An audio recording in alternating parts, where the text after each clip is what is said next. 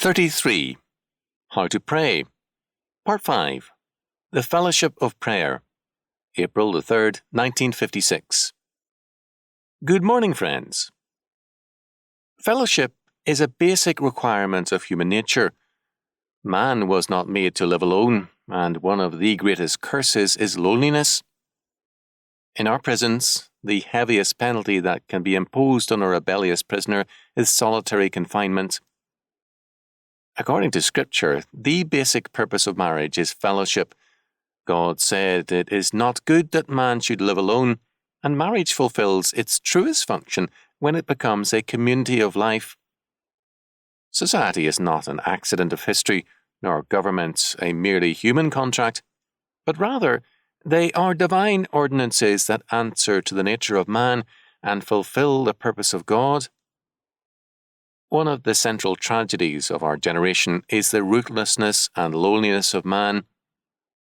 When men are born lonely and die alone, it means that life is no longer life, but a burden, that marriage and the family have lost their meaning, that the words friend and neighbour are no longer symbols of a key reality of man's life, and that man stands amidst the ruins of a world that may be standing physically, but has fallen spiritually. The basis of all human fellowship is fellowship with God. No other relationship has more than a superficial significance when the key relationship is lacking. Man was created to live in fellowship with God. No other relationship has more than a superficial significance when the key relationship is lacking. Man was created to live in fellowship with God, and, walking in that blessed bond, to have fellowship with other men. When the relationship to God is weakened, the relationship to men is correspondingly weakened, and where the relationship to God is broken, the relationship to man is broken. Our fellowship with God is established through Jesus Christ and maintained by our daily walk.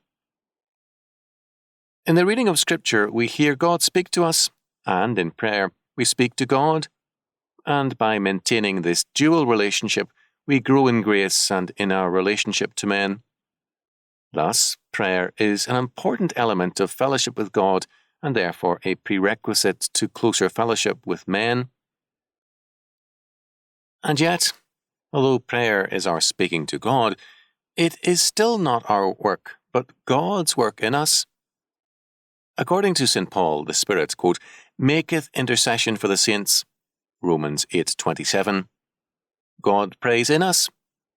Our prayer is our own communication, and yet, at the same time, the work in us of the triune God. We pray to God the Father in the name and person of God the Son, and through the Holy Spirit, the third person of the Trinity, God the Father hears and answers our prayers.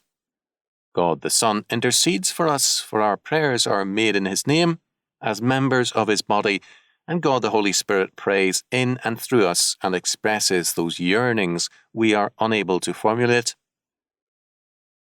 The consequences of this fellowship of prayer are manifold, but certainly the central result is this. The inward man is renewed day by day, 2 Corinthians 4:16. This is a reversal of the natural order of daily life. Without this fellowship of prayer with God, we are worn out daily. Our souls go out at the elbows, and we feel increasingly the burden of life's frustrations and tensions.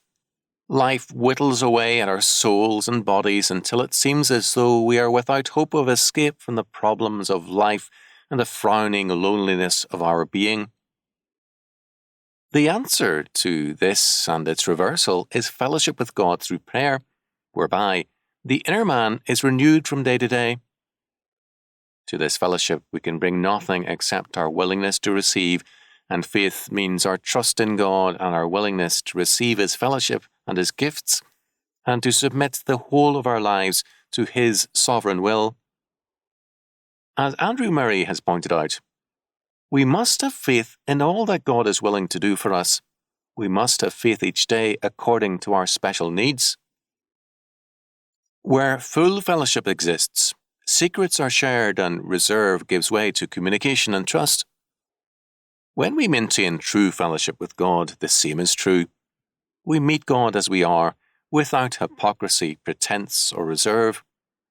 We know that we are acceptable to Him and loved by Him, not because of what we are in ourselves, but because of Jesus Christ and our membership in Him. We therefore open our hearts and lives to Him freely and readily, that He might work in us that which is well-pleasing in His sight, and have fellowship at every point of our lives. Then loneliness disappears, and life grows daily richer and stronger in us.